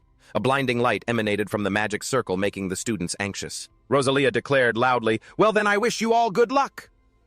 All the students were transported into a secret domain. Fonan and Luina landed in a sparse forest. He looked around and wondered, "Where are we?" Luina replied, "We'll have to figure that out for ourselves now." The girl suddenly remembered, "First, let's check the map." Suddenly, there was a commotion up ahead. 2 fellow students appeared, a red-haired girl and a young man. Weakly, a girl called out, "Luina and Fernan, hello." Fernan recognized them. "It's Dian Hawk and Net Balin. Aren't they both ranked outside the top 70? Luina asked. "What should we do now?" He answered nonchalantly. "Do you even have to ask? Is there any need to bother with low-ranked trash like them?" The two friends shouted indignantly, "Trash!" Fernan glanced at Luina and added, "Normally, that's what I'd say before turning my back and walking away. But this time, I'll follow your decision completely." The girl's eyes lit up. "Excellent." Luina gripped the hilt of her sword. "All right, first, after we get the bonus points, we'll check the map and figure out our current location."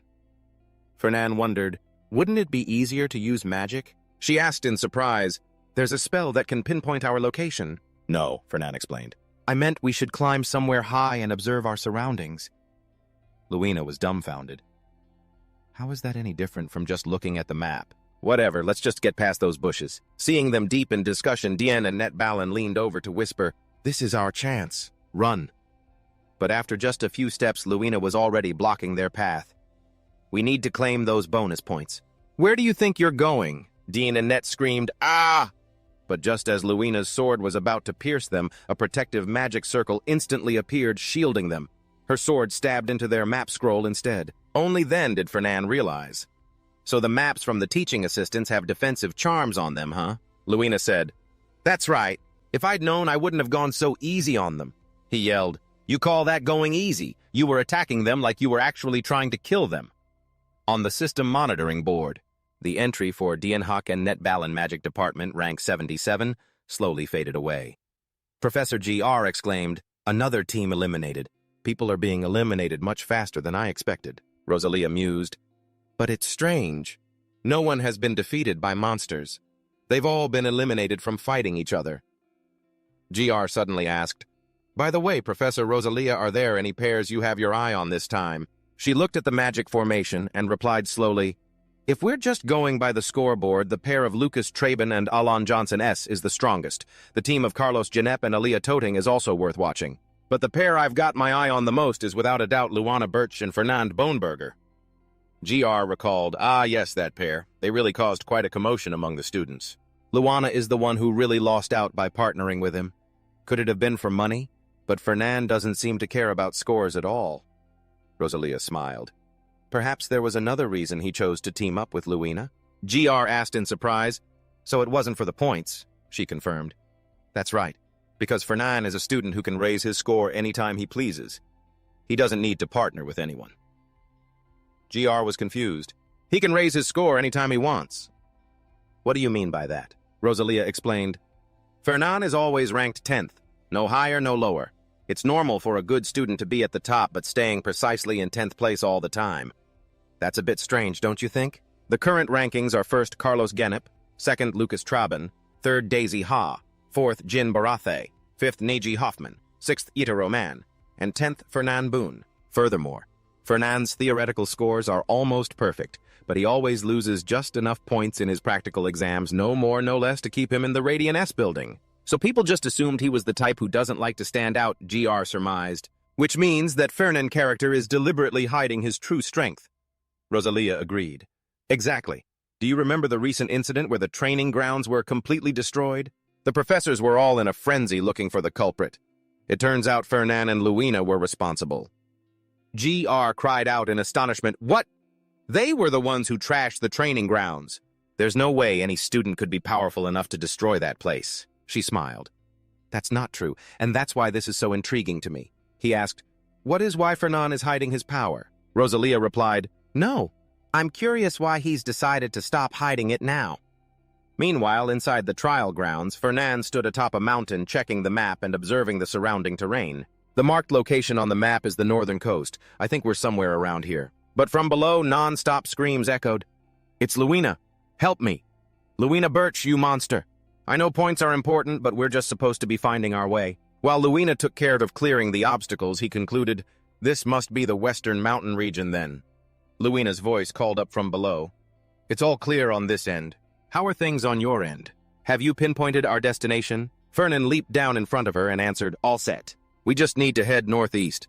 We should run into plenty of people along the way." Luina exclaimed cheerfully, "Excellent," he asked, "planning to hunt down the next pair already?" The girl brushed a stray lock of hair from her forehead and replied, "Yeah, we still have a lot of time. I think we should use it to rack up more bonus points." Suddenly, a giant boulder came falling from the sky. Fernand quickly blocked it with his magic staff. A young man stepped out calling out, Well, fancy meeting you here, Fernand Bonberger? It was a familiar face. The duo of Carlos Janep and Aliyah Toting. Luina said resentfully, "What's so honorable about a sneak attack from behind?" He replied nonchalantly, "In battle anything is fair game. Have you forgotten the professor said this is a real fight?" A magic staff in his hand glowed brightly, emanating incredibly powerful magic. Carlos said, "You think after running into you this early, I would just let you leave so easily? Bring it on." Seeing the obvious anger on his face, Luina found it a bit hard to understand why Carlos Genep was so furious. Fan An guessed, "He begged you to partner with him, didn't he?" "Right. His pride was probably wounded because I stole you. How childish holding such a long grudge over something so trivial." Luina replied with a stern face, "Stole? That sounds ridiculous. I don't belong to anyone." Hearing these words, Carlos was now more than a little stunned. Fan An taunted, "For such a big guy, you sure act like a child." Red-faced with anger, he yelled, "Stop your nonsense and let's fight," Fan An said. "Well, it looks like this battle is unavoidable." Luina replied, "That's fine. Defeating a high-ranked pair means more bonus points. But since this is a high-ranked pair, you can't just stand back and watch this time." Fan An sighed. "I know, I'll support you, so feel free to go all out." Luina's expression showed she didn't have much faith in her teammate. She exclaimed, "Support, don't push yourself. You and I haven't practiced coordinating at all. What kind of support could you provide?" He smiled reassuringly. "We're a pair. There's no point in us fighting separately." "Right, don't worry." Fan An began to cast a spell formation. Rocks and earth from the ground flew into the air, quickly encircling their opponents as the monolight grew steadily more intense. He said in a loud voice, "Just trust me." Meanwhile, outside the lecture hall, Professor Rosalia noticed a major disturbance. It looks like there's a rather large battle going on over there. It's the Western Mountain region." Garrick wondered, have the students started fighting monsters already? She immediately checked and found that no monsters had appeared in that area. "Let's go take a closer look." The view of the secret realm's western mountain area was magnified. Garrick exclaimed, "It seems the two pairs Professor Rosalia just mentioned have clashed." She replied with excitement, "My goodness, two pairs of high-ranking students facing off like this. This is truly something to look forward to." Garrick smiled. "Wonderful. Fan and Bonebuck, this time I'll get to see your true strength with my own two eyes."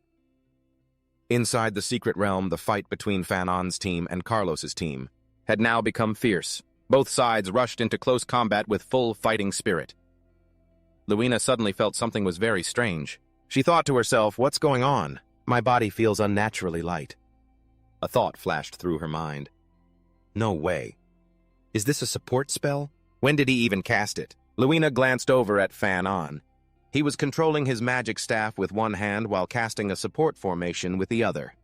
She was truly shocked. In the middle of a battle, he still has the time to cast a support spell. Realizing Luina had noticed, Fan An gave her a wink as if to say, "Pretty cool, right?" "Right," she thought in a panic. "Is this guy crazy? This guy is unbelievable." Aliyah unleashed a swift attack, her sword slashing toward Luina. Luina immediately leaped high into the air to dodge. She landed and instantly returned to her fighting stance. "I can't lose focus. I have to get rid of Aliyah first." She brought her sword down in a powerful counterattack. With a clang, Aliyah raised her own sword to block the blow, her entire body trembling from the impact. Luina's strength is incredible. Fan An suddenly shot a beam of light at Luina. She was instantly bound tight, completely unable to move a muscle. Her sword arm went rigid. Luina's thoughts were in turmoil. "My body won't move. What the hell is this?" But Aliyah quickly noticed her opponent's predicament. She grinned. "I've almost got you." Luina gritted her teeth and shot back. "This is nothing!" Aliyah swung her sword and rushed forward. "If I just use all my strength and focus my ki—" As she channeled her energy, concentrating all her attack power, she brought her sword down with immense force. But to her surprise, what Aliyah's sword hit was a large rock. She exclaimed in astonishment, "What? Then where is Luina?" Luina herself couldn't understand what had just happened or why she had suddenly been transported next to Fan An. She turned to him and asked, "What was that?" He gave an awkward laugh and answered, "Oh, it's a magic spell my family recently developed. It seemed useful, so I learned it immediately. It allows for the swapping of two objects with the same weight." Hearing this, Luina was stunned. She screamed, "How do you know my weight?" Fan An answered casually, "It's written in the student records, you know. As for that rock, it looks heavy, but it's not really." Luina grabbed Fan An by the collar and jumped up. With a single slash, she shattered the rock to pieces, then landed back on the ground and yelled, "I'll interrogate you about this later, and as for that record, I'm going to burn it to a crisp." Fan. Anne pleaded, "Please be gentle." "Did you do that on purpose?" Luina tossed him behind her. Thump. Fan. Anne yelped, "It wouldn't have killed you to carry me properly and put me down gently." She said loudly, "I'll take care of Aaliyah. You just focus on stopping Carlos." He picks up the magic staff. I wonder how many more times I'll have to roll around like this. How humiliating. Suddenly, he sees a large magic circle forming in the sky. Fernan smiles smugly. That guy, Carlos. People have been wondering why he hasn't used that move yet. Carlos Genep's signature attack is summoning lightning that falls like rain and a giant pillar of light created from dozens of lightning bolts at once. It's a high-level spell with destructive power far beyond that of a student, and it's also why he's at the top of the Night Division. He reaches into his coat, searching. Let's see now. I've already researched a way to block this attack. Fernan takes out 2 large gems. Now I can finally test it out. Let's see how effective this is. He begins to chant. The 2 gems release small bolts of lightning that slowly infiltrate Carlos's magic circle. At that moment, Carlos is focusing his energy. As he's casting the spell, he suddenly notices something is wrong. A booming explosion rings out, and the magic circle collapses. Carlos roars in frustration as thick smoke and dust billow everywhere. After a while, the smoke clears. Fernan stands there smiling. It was a success. Carlos, now stunned, cries out, You blocked it! Impossible! How could you? He throws the 2 gems down in front of him. This is a storage device that can absorb magical energy, Fernan says, slowly brushing the dust off his clothes. Of course, I modified it a bit. It was expensive and difficult to make, I'll admit. But the results aren't bad at all. If I refine it a little more and succeed in mass-producing it, then this item could definitely be sold on the market. He laughs to himself. Haha, I smell money. Carlos retorts angrily. Using a magical artifact is cowardly. It's cheating. What's cowardly about fighting smart? Did you forget this is a practical combat exercise? He's immediately rendered speechless. He loudly calls for Luina. Only then does Carlos remember. Damn it, Aaliyah, Fernan urges. Finish it, Luina. A murderous glint flashes in Luina's eyes as she delivers a powerful slash, finishing off their opponent. But not far away, the pair Luke Traben and Alan Johns have already sensed the presence of their next opponents. Luke says, out of the 4 of them, there are only 2 left. Alan agrees. That means someone's been eliminated. The teaching assistants will immediately teleport the eliminated students to the finish point. He asserts, there's no mage among the students who could block Carlos's lightning spell. Looks like this time, Fernan Bonebuck and Luina Bochep were the unlucky ones. Luke replies, no. This is the duo of Fernan and Bochep. Fernan hates standing out, so he's always hidden his true abilities, but ever since he paired up with Bochep, he can't hide them anymore. He's forced to keep up with Bochep's pace, who's obsessed with her grades. If Fernan were to use his full strength, his rank would definitely increase, but in my circle, the moment my rank drops even a little, they'll all rush in to crush me. That's why I can't just leave a potential rival like him alone. Behind him is a crowd of followers. They are ready to obey Luke's orders. He says, as long as you follow me, you will reach the designated point safely, and as promised, and you will receive a high rank in this test. However, 1 pair must be eliminated before we reach the goal. Luina Bochep and Fernan Bonebuck.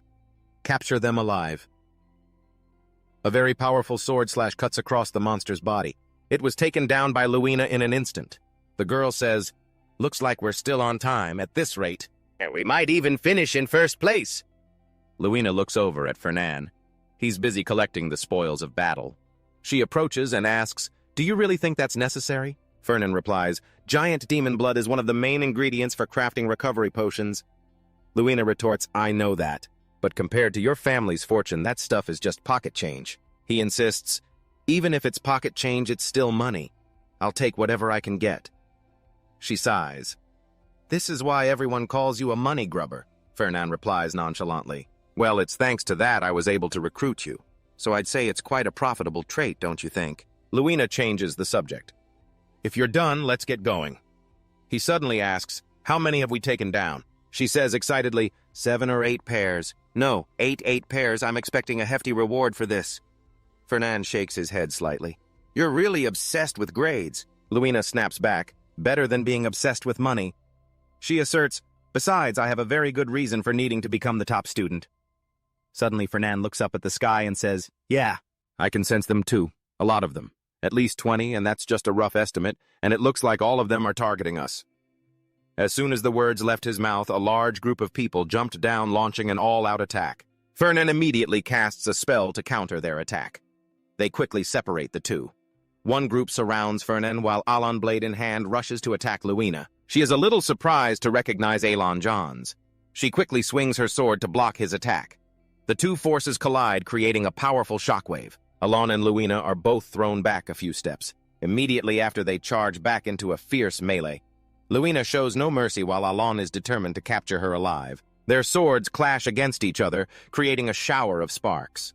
Luke suddenly appears. He moves to a higher position, gathers his energy, and unleashes a powerful fire attack on Fernan. He was busy dealing with the others and is momentarily surprised. So this guy's been playing the waiting game, huh? Seeing Luke's attack. Alon pauses. Luke's expression is full of confidence, as if wondering how his opponent could possibly escape. Fernan, however, is not afraid. He meets Luke's attack head-on. The two mages clash. The amount of mana they mobilized was so great it caused a massive explosion. Those standing nearby were caught in the blast, each one feeling suffocated. Luke lands on the ground. He says with an amused look, "Good grief. I was just going to watch, but you took care of half my pursuers in the blink of an eye. Could you please try to be a little less aggressive? You're fighting way too fiercely. It's not like you at all. I know full well what that guy in the cloak is up to. She's playing at being the queen." Fernan replied bluntly, "I just wanted to see what it's like to take first place for once." Lugus scoffed, "First place, huh? No way. So let's try negotiating peacefully. You know there's less than an hour left in the test, right? If we fight now, neither of our teams will make it to the finish line in time. How about you let me and Alon take first and your team can have second? That way we both benefit. What do you say?" While Fernan was still thinking, Luina roared, "I'd rather lose in a fight than hand over first place to someone else without even trying." Lugus, with a helpless expression, said to Fernan, "You heard her. My partner doesn't agree." He smirked. "Looks like negotiations have failed, huh? All right, then. Let's see what you've got," Fernan said. Then he channeled the combined power of the people on Luina's side. They were naturally stronger than Fernan's side, but there was one thing they forgot. He was an earth mage. Fernan smiled and replied, "Let's save that for next time." Lugus suddenly felt that something was wrong, but it was too late. A magic circle appeared beneath their feet. The ground suddenly began to shake violently and rocks came crashing down. Lugus shouted, "It's a trap! Everyone run!" A large boulder fell with a loud crash. "Hey, Lou!" Fernan patted Luina on the shoulder. "Hey, let's get running." The girl grumbled as they walked. "Honestly, if you had a trick like that, why didn't you use it sooner?" he complained. "I'm dead tired. Besides, it wouldn't have lasted long anyway." The trial ended. The students gathered at the finish line. Professor G.R. praised them. "Everyone did a great job. Now we will announce the test rankings. First place, Luina Bochep and Fernan Bolenbuck." Everyone was surprised and started murmuring. "For real? Wasn't it supposed to be Lugus and Alon?" Fernan smiled with satisfaction while Luina looked incredibly proud. In second place, Lugus Choban and Alon Johnson. Both of them covered in mud. Didn't look very happy. "And in third place is..." Fernan suddenly said, "Looks like we really did get first place, huh?" Luina, however, felt that the victory wasn't entirely convincing. "Even though we're both skilled, we didn't actually defeat Alon." "To be honest, I didn't think I'd get first place either," he replied. "But hey, first place is first place. Defeated or not, what does it matter, right?" The girl admitted. "Of course. This is the first time I've ever been at the top. It feels amazing." Fernan gave a bright smile. Inwardly, he thought, the strategy was a success. Professor G.R. instructed, "The test ends here. We will be returning to the academy soon, so don't wander off." Suddenly, Luina asked Fernan, "Hey, you know the new student Ian Amiri, right?" He answered, "Of course. Who doesn't know Amiri?" The girl recounted, "Actually, I ran into him the other day. Fernan was startled. "Huh. You met Ian Amiri," Luina recalled. "Yeah. I accidentally bumped into him while I was training at night. The situation was pretty interesting. It was just like that time you secretly watched me practice my swordsmanship." These words made Fernan freeze. He kept rubbing his face, which surprised Luina very much. Fernan felt strange words appearing before his eyes again. This was a prophecy.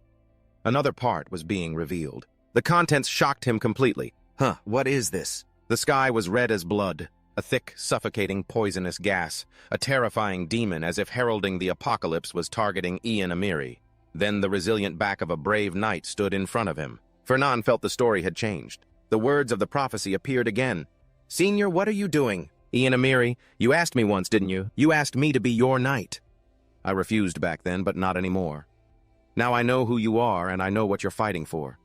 This is my destiny. A knight is the sword that strikes down their master's enemies, and also the shield that protects them." Luina charged towards the demon Enzo Malus. A brilliant blue aura surrounded her. Fernand wondered, what the details of the story have changed again. The scene changed. Luina was lying in a hospital bed covered in wounds. Ian held her hand tightly. "Thank heavens. I'm so glad you're okay. You're in the hospital, Senior. Please listen to me and don't misunderstand."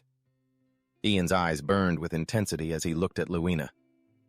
"The bastards who want to drag you and the entire Bochep family down, they're the Barenbachs, aren't they? Those rotten rich folks." Fernan cursed. "Damn it! How dare you talk about a senior like that? You little brat!" Suddenly someone called his name loudly. "Fernan!" He jolted awake. So it was just a dream. Luina asked worriedly, "Are you okay?" "You suddenly fainted. How are you feeling now?" Fernan sat up and replied, "I'm fine, really." "Did I faint?" Professor Rosalia advised Fernan. "Perhaps you should go to the infirmary. You may have overexerted yourself with an ability you're not familiar with." I remember him looking worried. But that was the moment A in Amiens began to see me as his enemy. I still recall the pained look on his face, along with his resentful words, "Damn those rotten rich kids." He really is a hopeless romantic. But why do I have another prophecy? It's all about Luina. Is it showing me what's about to happen? If that's the case, then the name that appeared in the prophecy, Enzo Malus, one of the 72 demons? Is he really going to descend upon this world? And in the near future, class ended, and an exhausted Feinan walked out of the school gates. Hai was already waiting by the carriage. He said cheerfully, "Well done, young master. I heard you took first place." As Feinan climbed into the carriage, he replied, "I used up a ton of energy. I'm dead tired." Hai said, "You should get some sleep. I'll wake you when we arrive at Labrador Hall." The carriage quickly departed. Feinan couldn't sleep. He was lost in thought about the figure named Enzo Malus, ranked 72nd among the 72 demons. Black hair and black eyes, human in form with a snake coiled around his right arm. Even after searching through every book, this is all the information I could find. Well, the war with the demons was 1,000 years ago, so it's understandable that there's no information left. But in this day and age, the existence of demons is considered a myth. 1,000 years ago, they were completely annihilated by the first emperor, and they haven't appeared in this world since. Besides, even without any information, Ain could handle it all, so it's not too worrying. However, the problem is, Luina will be severely injured in the battle with Enzo Malus. Fanon hesitated, wondering if he should tell her. No. Even if I told her, would she believe me? I tried to bring it up once before.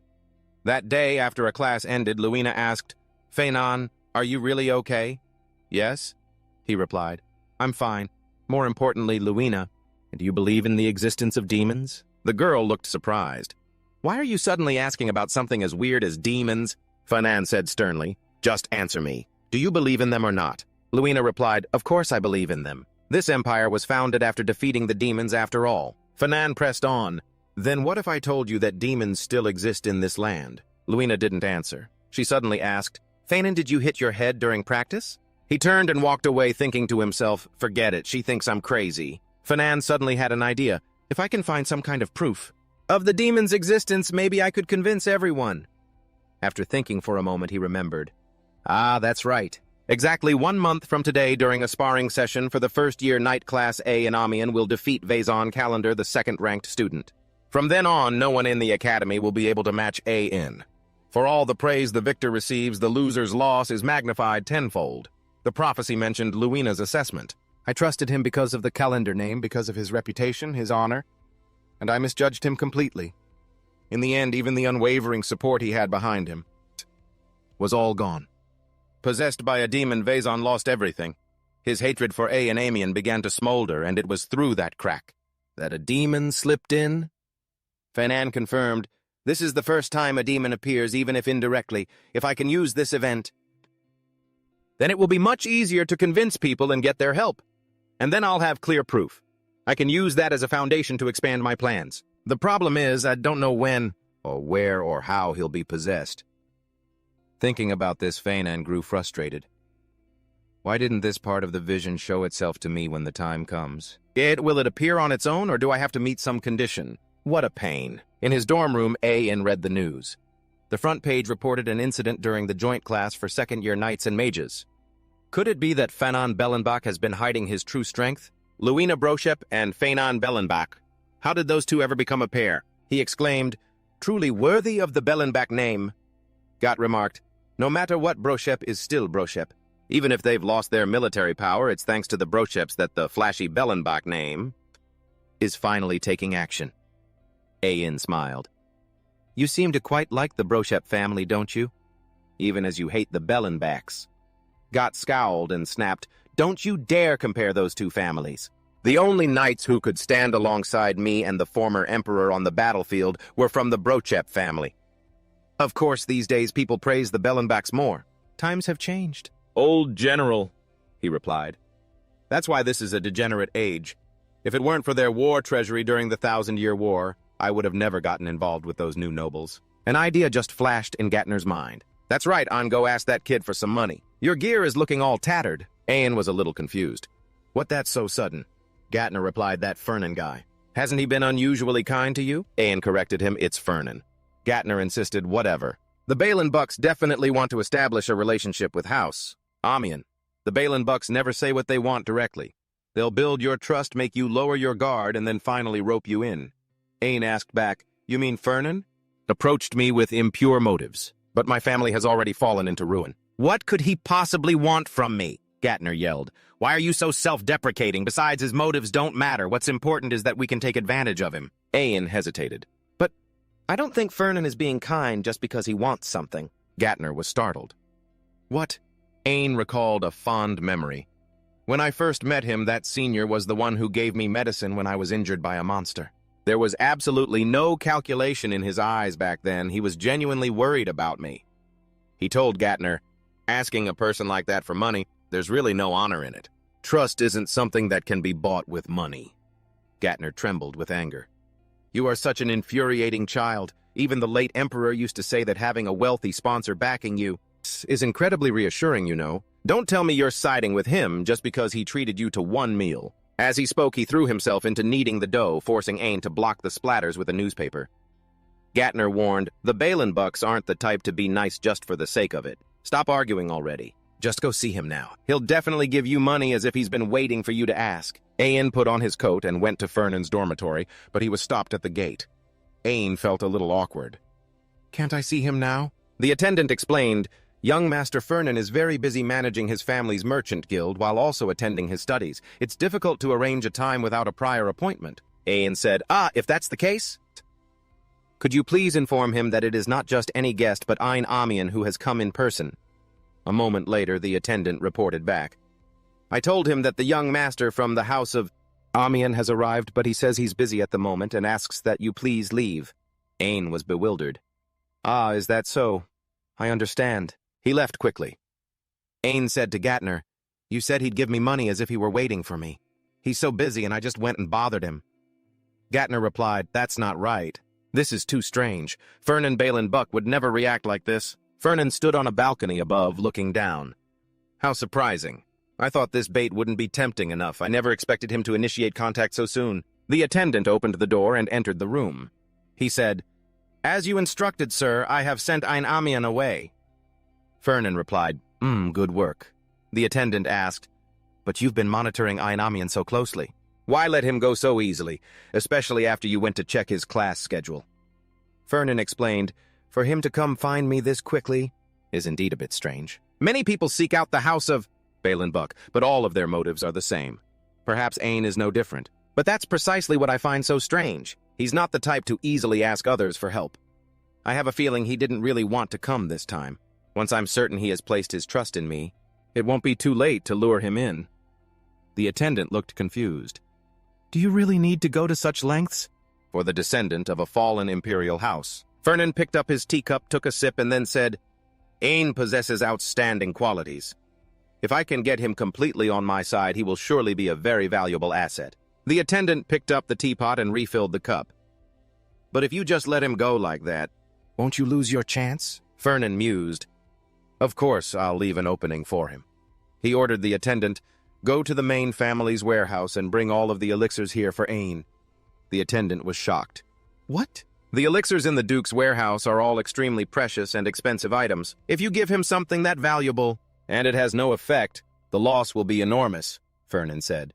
Then I'll simply have to give him something even more expensive. In this world, there is nothing that can't be bought with money. If you haven't been able to buy it, it just means you haven't offered enough money. Scene changed to the Debesta dormitory area too. Someone brings something for Ain. After he leaves, Gator asks, "Did you meet the steward from House Bellenbark? What about it? Did he come to apologize for not letting you in?" He replied, "No. He just left this box and a note and then he was gone." Gator examined it for a moment, then said, "An apology letter. For someone from House Bellenbark, I'd say that's pretty conscientious of them. Let me see what he wrote. Ha ha ha, this is a divine elixir I prepared just for you. Please accept it. Signed, Senior Farron." After reading, Gator exploded. What the... This bastard ends every sentence with senior. Is he implying that a senior ranks even higher than the royal family? Ain mumbled, "It's fine." He opened the box. Ain's eyes suddenly went wide. "This is..." Gator quickly leaned in closer. What is it? Is something wrong?" He was stunned. "This is the heart of a holy bird. My God. The holy bird is a divine creature that represents light, an elixir extracted from its heart. This is the perfect kind. To synergize with the Amon family's light swordsmanship." Gator laughed gleefully. "That Farron fellow really is arrogant to the bone. See, you didn't get any money. But in the end, it was worth it for you to go see him, wasn't it?" Ain was deeply moved. "Senior Farron, I never imagined you would value someone as useless as me this much. But I must work even harder so as not to disappoint my senior's expectations." Seeing him so emotional, Gator reminded him, "Hey, you idiot, it's not what you think." The next morning, Farron sat on a chair reading a report. He asked, "So what are the results?" Hai reported, "Ainaman has defeated Vaison Calendar. Calendar's sword technique was slightly superior, but Amon's spiritual energy was completely overwhelming." Farron just replied nonchalantly, "Oh, is that so?" He thought to himself, but the prophecy said he would win by a narrow margin. Could it be that Ain Kid already used the elixir? Hai guessed. "Perhaps it was thanks to the elixir you gave him, sir." Farron whistled. "It probably had some effect." The man asked again, "So you mean even without the elixir, Amon could still have won?" Farron turned the page of the report and gave an ambiguous answer. "Who can say for sure?" he thought to himself, but just as the prophecy foretold. Ain defeated Vaison, and soon Vaison will be possessed by a demon. This is the perfect opportunity to find proof that demons still exist. He instructed Hai, "For now continue to monitor Vaison." "Calendar?" He was a bit surprised. "Vaison calendar, meaning we're not monitoring Amon." Farron said, "Correct. Follow the places Vaison goes. I want to find out how the demon seduces him, the people he interacts with, and their conversations." Hai was confused. Calendar, not Amon. Farron was curious. "A demon that disappeared for 1,000 years has suddenly reappeared in this world. How? I want to know everything." Detailed information about Vaison was continuously reported, starting with the smallest actions. Vaison woke up in the middle of the night to use the bathroom. Afterwards, he went to get his hair done at the Platinum Salon. Vaison exchanged his sword in the city, then clutched his stomach and ran straight to the bathroom. Vaison was practicing at the training grounds, then clutched his stomach and ran to the bathroom again. Farron was taking his midterm exam. The subject was Introduction to Spatial Magic. On the board, a large sign read, "Use of textbooks permitted. Anti-cheating magic is always active." He finished the test very quickly. While his classmates were still scratching their heads, he thought, "It's been 2 weeks since I started monitoring Vaison, but the scary thing is absolutely nothing has happened. But this isn't right at all." That evening, Farron sat on his bed reading the activity report on Vaison. Something major should have happened by now. But why is this guy always running off to the bathroom? Is that kid Hai slacking off? Or was the part of the prophecy about Vaison being possessed wrong? He took a pen and jotted down the main points. Vaison the toilet addict, irritable bowel syndrome, stress, obviously caused by Ain. Farron speculated, if the most important part of the prophecy about the demon is wrong, then I might have to reconsider this prophecy's reliability. After his defeat to Ain Vaison, who always gritted his teeth in anger, finally met Ain again during the midterm exam. Vaison charged straight at Ain. The outcome of that match was already decided. One who had already been defeated by Ain could not turn the tables. Ain wasn't careless. Furthermore, he had Gadarin Fafanfan, the best professor, by his side. Ain left Gadarin by me, the fallen Vezon, behind him, completely unaware that demonic energy had begun to creep into Vezon's body and mind, slowly consuming him. A jolt ran through his head. Farron sat up with a start. He looked around and wondered, "What the? It's morning already, I must have fallen asleep." Farron held his forehead and sighed. "Now I'm even dreaming about the prophecy." He got out of bed, thinking to himself, "But at least I now know the exact moment Vazon gets possessed. It's after he loses to Ain again in the exam." "The midterm," Farron mumbled. "The date for the first-year swordsmanship department's practical midterm exam isn't that today?" "Damn it! The prophecy says Ain fights him during the exam. From the very beginning, Vezon charges at Ain, but the outcome is already set, defeating a seemingly impossible opponent. Ain didn't win by a fluke. He has Gadarin Fafazan as his instructor. It all makes perfect sense now." Zwei opened the door, entered the room, and asked in surprise, "Young master, you're up early? You should have some breakfast, sir." Fuang An was standing by his desk, examining his weapons. When he didn't answer, Zwei repeated, "Young master, what are you planning to do now?" Fuang An suddenly said, "Oh, Zwei, perfect timing. I'm planning to go observe the first-year night department's midterm exam. I need an escort, so come with me." Zwei replied, "I've been summoned back to the Duke's Manor. I have to head back there soon." He muttered, "Damn it, why today of all days? Then I'll go with someone else." Zwei asked, "Someone else who, sir? You don't have any friends at the academy." He thought to himself, with that stuck-up attitude of his, how could he possibly have any friends? How could he have friends? "Yes, I do," Fuang An snapped, annoyed. He suddenly remembered that he did in fact have a friend, one he had bought with money. Luina stood before his door with her arms crossed, asking in surprise, "You need an escort just to get a spiritual potion. It's exam season. Do you really have to go today?" Fuang An looked rushed. "If I delay, the potion's effectiveness will decrease, so I have to go now." Luina hesitated. "But I'm busy studying for my exams." He immediately made a condition, "If you go with me, I'll waive the interest on your debt for a few months after graduation." Before he could say another word, the girl immediately replied, "Let's go." As soon as they were outside in the courtyard, Luina asked, "So where are we going?" Fuang An replied, "The Northern Mountains." The girl yelled, "What? That's where the first years are having their midterm exam right now. If an upperclassman trespasses there without permission, we could be disciplined for violating the rules." He said nonchalantly, "There's nothing in this world that money can't buy." Luina raised an eyebrow. "You're talking big like that. Don't tell me you've already bribed someone." Then she answered her own question. "The person you bribed was obviously Professor Grat." "What else could it be so shameless?" Fuang An looked pleased. "Professor Grat is so flexible, I really like him." Unexpectedly, Luina said, "I'm going back to the dorm." Fuang An froze. He yelled, "What now?" "We're almost there. I told you no one will find out. We won't get punished. You're a knight. Are you really going back on your word?" Luina replied in a cold voice.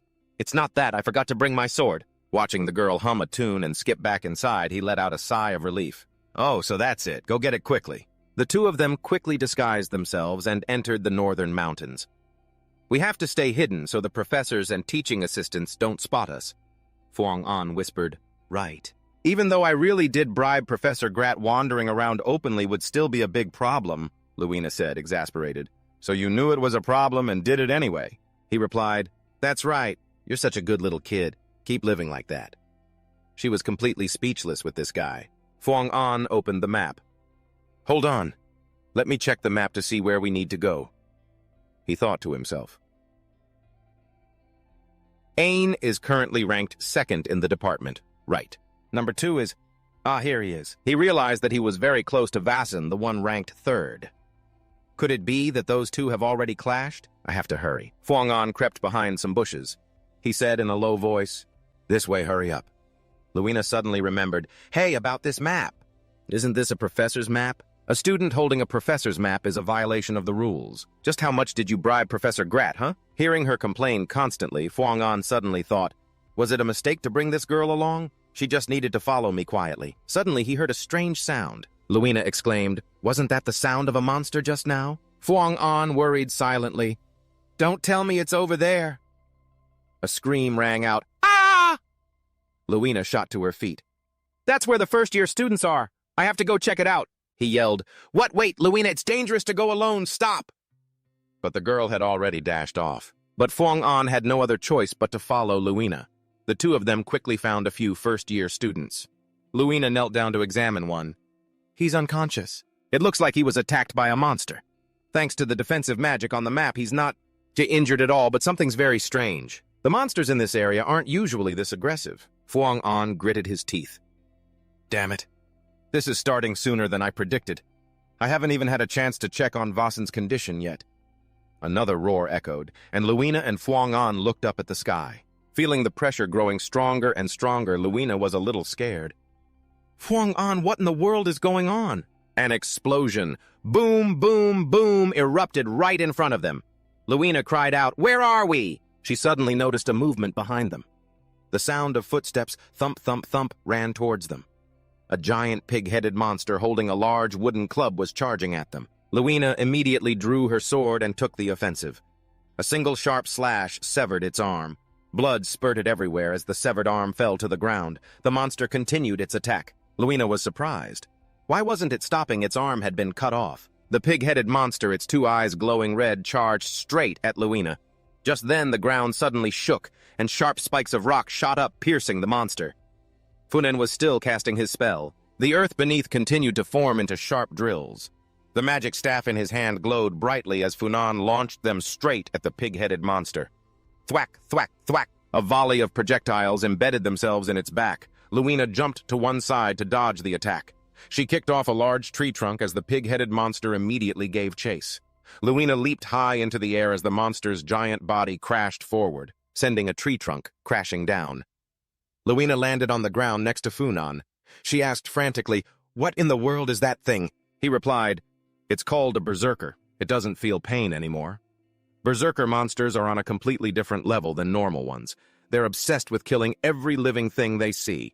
The only way to kill them is to chop off their heads, Luina asked. But why did the monster suddenly go berserk like that? Funan remembered the prophecy mentioning monsters across the land going wild because of a demon. But while the professors and teaching assistants were busy dealing with the sudden anomaly, Vaesen had used the demonic power he'd obtained to attack Ain. And Ain, pushed to his absolute limit, finally awakened. But it's just like in the plays. Whenever the main character is in a crisis, all the other problems seem to pile on at once. And now, it's exactly the same. Thinking this, Funan couldn't help but smile. Seeing this, Luina snapped, "I asked you why the monster went berserk. Why are you smiling? Do you find this funny? Is this situation amusing to you?" Funan raised his magic staff. He began to cast a spell and said softly, "Luina, for now, let's just focus on taking down this persistent pest." She thought to herself, he definitely knows something. The map floating in the air slowly vanished. Vazan, kneeling on the ground, muttered, "Again, you again, Ein Amian." Ein stood before him, his hand firmly on the hilt of his sword. He turned to leave, but Vazan suddenly spoke. "You think this is over? It's not." "No," Ein asserted. "It's over.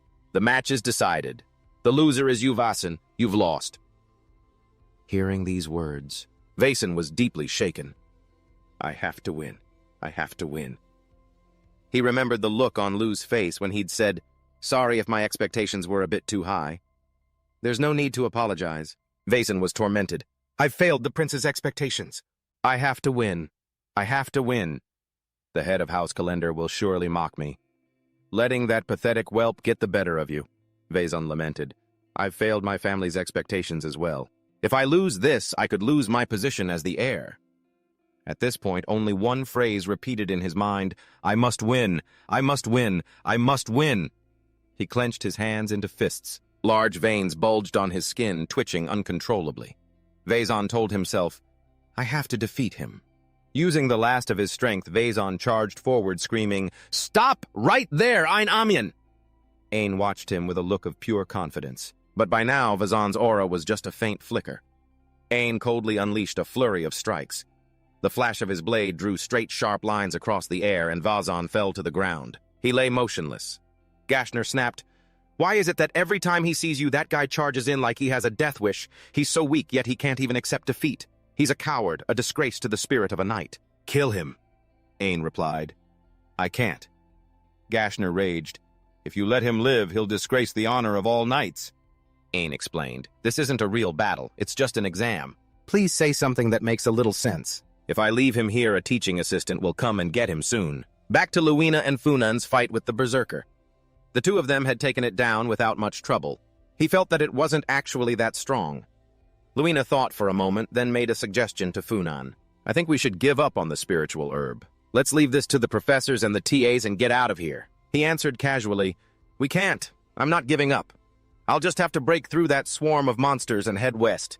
Seeing how reckless Funan was, she shouted, Are you completely out of your mind? Pulling his cloak tight, he said, Out of my mind, you're the one who just took down one of those berserk monsters. You should know by now. They might be persistent, but they're not impossible to kill. Luina suddenly asked, Did you somehow predict this was going to happen? Is that why you said you needed an escort? He was a little flustered, but still answered firmly no. How could I have possibly predicted this? But she was still worried. It doesn't matter. Either way, this feels wrong. Is some spiritual herb really more important than our lives? To her surprise, Funan replied without hesitation, Of course it is. The spiritual herb is more important than my life. And with that, he took off running. Luina flew into a rage. That Funan, he's insane! But she immediately ran after him, unable to let him go alone. The two of them reached a clearing in the forest. Luina asked, Is this it? Is this where the spiritual herb is? Yeah, Funan replied. He scanned the area for a moment and thought to himself, Damn it. It looks like the fight with Ain is already over. I'm too late. Luina spotted someone lying motionless on the ground and called out to Funan. Hey, someone's unconscious over there. He quickly warned her, Luina, wait, don't get any closer. But Luina didn't listen. She walked over and turned the young man over. Seeing the familiar face, Luina was a little surprised. Huh, Vazon Kalender. I remember him being quite strong. Who could have done this to him? She checks his pulse and says, Looks like he passed out during a fight. We have to help him up. Come on, give me a hand. Fanan refuses. No way. Get away from Vazon now. Luina looks at him frustrated and says, Get away. Are you saying we should just leave him here? What if some rampaging monster stumbles upon him? The least we could do is pull him somewhere safe. Just then, Vazon slowly gets to his feet. Luina quickly senses that something is wrong. She immediately takes a few steps back, her face filled with horror. What is this? This energy? Vazon's eyes had become soulless, his pupils radiating a strange, chillingly sinister aura. Luina cries out, I've never felt any kind of energy like this. Vazon Kalender. No. Is that really Kalender? Fanan replies, It's demonic energy. Luina is stunned. Huh, demonic energy. You mean, like the dark aura that demons emit? He confirms that's right, Vazon Kalender. That bastard's been possessed by a demon. The two of them stare at Vazon. He really isn't human anymore. Fanan thinks to himself, Something feels wrong. According to the prophecy, Vazon was supposed to attack Ain right after being possessed. But it looks like his target has changed. Luina suddenly asks, Are you telling me a demon has taken over Kalender's body and returned to this world? How could you possibly know that? He doesn't seem to hear her. Fanan's face is filled with worry. Look into his eyes. He's completely lost his mind.